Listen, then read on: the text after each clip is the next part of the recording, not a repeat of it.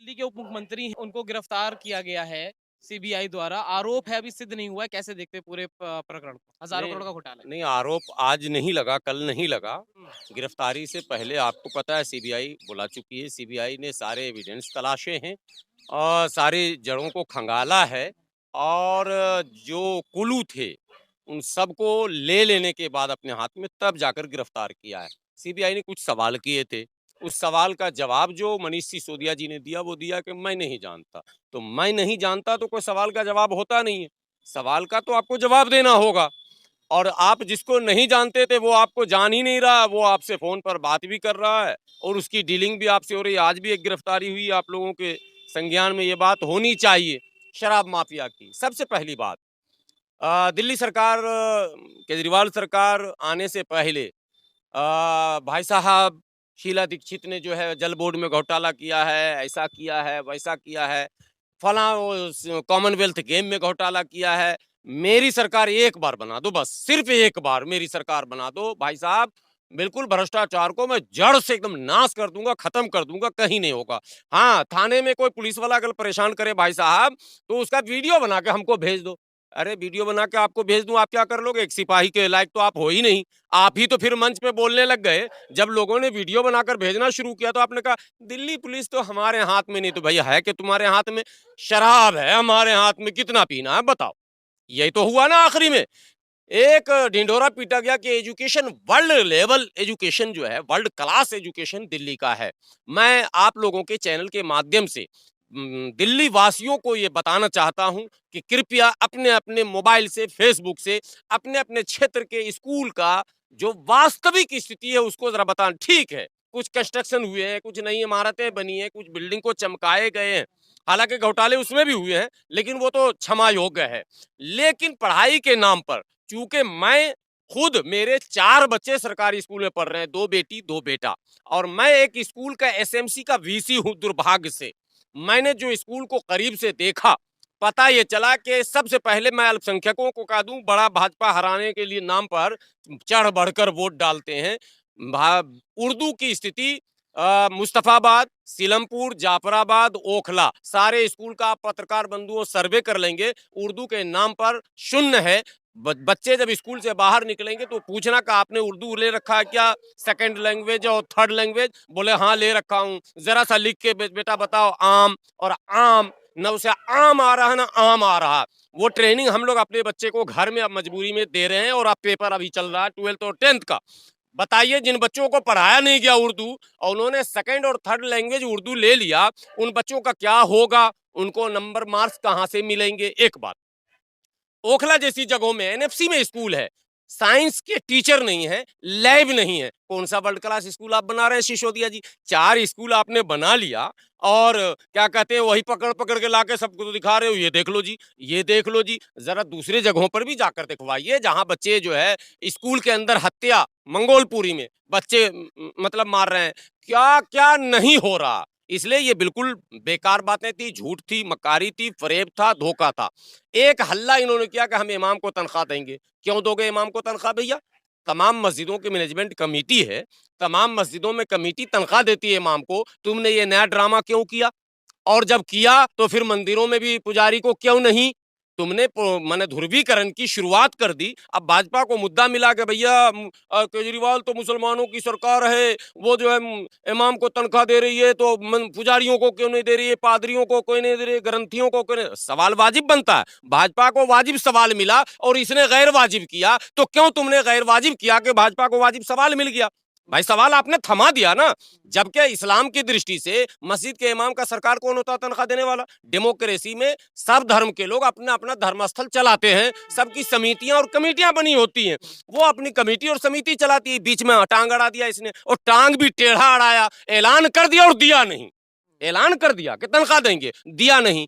वक्फ board जो कि विशुद्ध रूप से मुसलमानों की उन्नति और प्रगति और तरक्की का एक मतलब सेंटर है, उसको तबाह और बर्बाद कर दिया। 8-9 महीने हो चुके हैं, वक्फ बोर्ड के जो कारिंदे हैं उनको तनख्वाह नहीं मिल रहा, वो धरने पर बैठे हैं, टूल डाउन कर कर बैठे हुए हैं।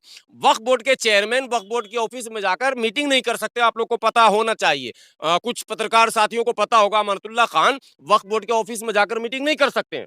तो चेयरमैन मीटिंग नहीं कर सकता, जो काम करने वाले स्टाफ हैं वो हड़ताल पर हैं, तो वक्फ बोर्ड में क्या ड्रामा हो रहा है? ड्रामा केजरीवाल बताओ, मुस्तकिल drama man Kejriwal is a world class drama man, इसको ड्रामा शो में जाना चाहिए। और यहाँ का मुसलमान, एक तो पूरे भारत का मुसलमान भटका हुआ, भाजपा को हराने के चक्कर में ऐसे ऐसे फैसले लेता है कि और गड्ढे में गिर जाता है। अभी यही हुआ दिल्ली में, बदनाम भी कर दिया, ध्रुवीकरण की राजनीति भी हो गई, हिंदू मुस्लिम में दूरी भी बना दिया इसने। दिल्ली दंगे में इसकी भूमिका क्या थी, सारे लोग आप जानते हैं। कोरोना में इसकी भूमिका क्या थी, सारे लोग जानते हैं। अब शराब को लेकर आइए, भारत देश की राजधानी है, दुनिया के लोग भारत आते हैं, झूम बराबर झूम शराबी अगर रोड पर दिखने लगे तो दुनिया के लोग क्या माने परसेप्शन बनाएंगे, क्या सोच बनाकर जाएंगे। आप एक पर एक फ्री, घर ले जाओ जी, होम डिलीवरी। मैं तो कह रहा हूं अगर सरकार 2-4 साल अगर रह गई केजरीवाल की, तो ये शराब लेकर सबके दरवाजे पे ऐसे मारेगा धक्का के, ले तुझे पीना ही पड़ेगा, ये स्थिति बना रहा। अरे भाई दिमाग तुम्हारा ठिकाने पे है नहीं, शराब को बंद किया जा रहा। बिहार में नीतीश कुमार जी ने शराब बंदी कर दिया, गुजरात में मोदी जी ने कई साल पहले शराब बंद कर दिया, और तुम कह रहे हो शराब पीना ही पड़ेगा, होम डिलीवरी देंगे, जबरदस्ती देंगे, नहीं पियोगे तो मारेंगे। अब ये भी करोगे क्या? मतलब जो नहीं पिएगा उसको पीटोगे भी। अबे केजरीवाल को किसी मेंटल अस्पताल में इलाज करवा लेना चाहिए। तुम आए थे भ्रष्टाचार मिटाने, तुम आए थे स्वच्छ वातावरण राजनीति में बनाने, तुम आए थे। आम आदमी पार्टी है, बिल्कुल आम, खास का यहाँ कोई काम नहीं है। हम एक सड़ी हुई, मेरे पास वैगन और कार है भाई साहब, मैं वही चलाऊंगा चाहे उसका ब्रेक क्यों ना फेल हो जाए। क्या वो वैगन और कार से चल रहे हैं क्या? वह मैं बंगला नहीं लूंगा, सिक्योरिटी नहीं लूंगा। हालांकि सिक्योरिटी किसी काम का नहीं, दिल्ली पुलिस तो उनके हाथ में नहीं, किसी दिन सिक्योरिटी गार्ड वाला धक्का मार देगा। वो बार बार बोलते हैं दिल्ली पुलिस मेरे हाथ में नहीं है। अरे भाई सिक्योरिटी आपके हाथ में है कि नहीं है? कम से कम जब दिल्ली के हालात खराब हुए, लॉ एंड ऑर्डर का मामला था, तब तो आप घुस के घूम के देख लेते। बहैसियत मुख्यमंत्री आपको घूमना तो चाहिए था, नहीं घूमे। कोरोना आया, बैठ के पीसी करने। आज दिनांक के इतने कोरोना पॉजिटिव पाए गए, उसमें इतने तबलीगी पाए गए, इतना बड़ा मक्कार, दुनिया का सबसे बड़ा मक्कार, इतने तबलीगी पाए गए। अगर 40% तो 60% कौन थे? बनिया थे क्या? कौन थे? नाम क्यों नहीं बताया तुमने? और मुसलमानों कान खोलकर सुन लो, मैंने चुनाव से पहले भी कहा था, मगर तुमने वोट डाला। डालो तुम भाजपा हराने में। मैं आज दावे के साथ माइक पर कह रहा हूं, अगर तुमने भाजपा हराओ भाजपा हराओ भाजपा हराओ किया तो मुसलमान पूरी तरह से हार जाओगे, तबाह बर्बाद हो जाओगे। इसलिए इशू पर वोट देना सीखो। रोजी रोटी, पढ़ाई लिखाई, दवाई कमाई, यह हमारा मुद्दा है। सड़क बिजली पानी, यह हमारा मुद्दा है। अमन शांति भाईचारा प्यार मोहब्बत, यह हमारा मुद्दा है। विकास तरक्की, यह हमारा मुद्दा है। तुम्हारा मुद्दा भाजपा हराओ, हिंदू को कमजोर करो, मुसलमान को यह करो, फला। ये कौन सा ड्रामा देश में शुरू हो गया साहब? और इस ड्रामे में सारे पॉलिटिकल पार्टी लगे हुए हैं कि ये वोट हम ले लें, वो वोट हम ले लें, वो वोट, तो कहां से विकास होगा? यही होगा देश में। मनीष सिसोदिया, अब देखिए गिरफ्तारी हुई सिसोदिया की, गिरफ्तारी सत्येंद्र जैन की 9 महीना पहले हुई, अब तक जमानत नहीं मिली, और कहा जा रहा है एजेंसियों का गलत इस्तेमाल हो रहा। ठीक है, एजेंसियों का गलत एक मिनट, 9 महीने बाद, 9 महीने तक जेल से सर मंत्रालय चला, स्वास्थ्य मंत्रालय जो अस्वस्थ हो चुका, और 9 महीने तक वो मालिश करा रहे थे वहां।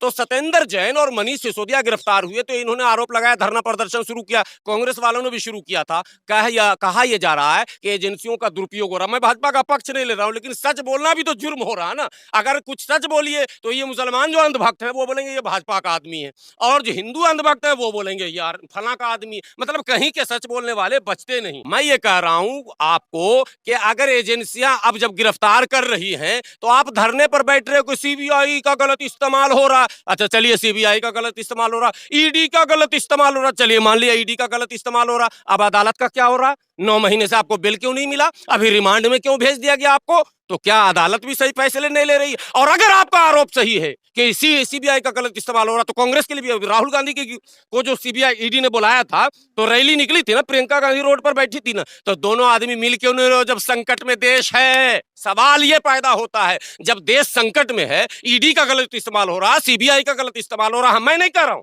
मैं बिल्कुल नहीं कर रहा हूं, ये कांग्रेस वाले कह रहे हैं और आम आदमी पार्टी वाले कह रहे हैं, तो तुम दोनों मिलते क्यों नहीं हो भैया? ये क्या नूरा कुश्ती हो रही है, हमको उल्लू बनाओगे? उल्लू बनाएंगे और बड़ा मजा आएंगे। वो जो आता था ना वही लोकर्रा ड्रामा, ये ड्रामा नहीं चलेगा। देश के लोगों, ये दोनों पॉलिटिकल पार्टी के लोग बेवकूफ बना रहे हैं, उल्लू बना रहे हैं। अगर वाकई संविधान खतरे में है, अगर वाकई लोकतंत्र खतरे में है, अगर वाकई भाईचारा खतरे में है, तो आप सभी लोग एक जगह जमा क्यों नहीं होते? आप अपने नेता को बताने के लिए धरना दीजिएगा और आम आदमी पार्टी वाला अपने नेता को बचाने के लिए धरना देगा। जब सिसोदिया गिरफ्तार होंगे तो संविधान संकट में, जब राहुल को ईडी बुलाएगा तो संविधान संकट में, और गुलाम सरवर को आतंकवाद के नाम पर जेल में डाल दिया जाए तो ताली पीटेंगे बंद कमरे में। ठीक हुआ, हजारों मुसलमानों को आपने जेल में ठूस दिया आतंकवाद के नाम पर, तब तो राहुल गांधी ने नहीं कहा कि संकट में संविधान और लोकतंत्र है। और जब राहुल गांधी को घिसेट लिया गया नेशनल हेराल्ड में तो संविधान संकट में आ गया और ईडी का दुरुपयोग होने लग गया और सीबीआई का दुरुपयोग। इसलिए अभी मैं उपराज्यपाल से मिलकर आया हूं, ये आप लोगों को बता दूं, मैं 1.5 घंटे हुए हैं, मैंने माननीय उपराज्यपाल जी को मेमोरेंडम सौंपा है, अरविंद केजरीवाल सरकार को फौरन बर्खास्त किया जाए, क्योंकि ये बेशर्म इस्तीफा तो देंगे नहीं। ये बहुत ही दुनिया के गिने चुने बेशर्मों में से एक हैं, ये इस्तीफा नहीं देंगे। इनके बर्खास्तगी का हमने मांग किया और हम धरना प्रदर्शन करेंगे इस दिल्ली में। अरविंद केजरीवाल जैसे झूठे, मक्कार और माने वादा खिलाफ और लोगों को ठगने वाले जिस जल बोर्ड की बात कर रहे थे, हम सब नेता जो है ना चमचे, मेरी नजरों के सामने जल बोर्ड में अभी घोटाले हो रहे हैं, पैसे अभी लिए जा रहे हैं। अभी देवली में विधायक इनके जल बोर्ड के चक्कर में जेल जाके आए हैं, मर्डर तक का नौबत हुआ है, वही वसूली, टैंकर से पैसा वसूली। तो सारे घोटाले हो रहे हैं, जल बोर्ड में हो रहा, एजुकेशन में हो रहा, शराब में हो रहा, किताब में हो रहा, निर्माण में हो रहा। कौन सा विभाग है? ट्रांसपोर्ट वाले से पूछ लीजिए कितने घोटाले हो रहे हैं। लाइसेंस बनाने जाइए कैसे बन जा रहा है आपका, जो फिटनेस का मामला करने जाइए तो हर जगह घोटाले हो रहे हैं। इसलिए सरकार बिल्कुल फेल, बिल्कुल नाकाम, इसको फौरन बर्खास्त कर देना चाहिए। और केजरीवाल जी, अगर आप में नैतिकता है बची हुई थोड़ी सी, हालांकि लग तो नहीं रहा, तो आप इस्तीफा दे दो। सब्सक्राइब करें हमारे YouTube चैनल को और बने रहें हमारे साथ।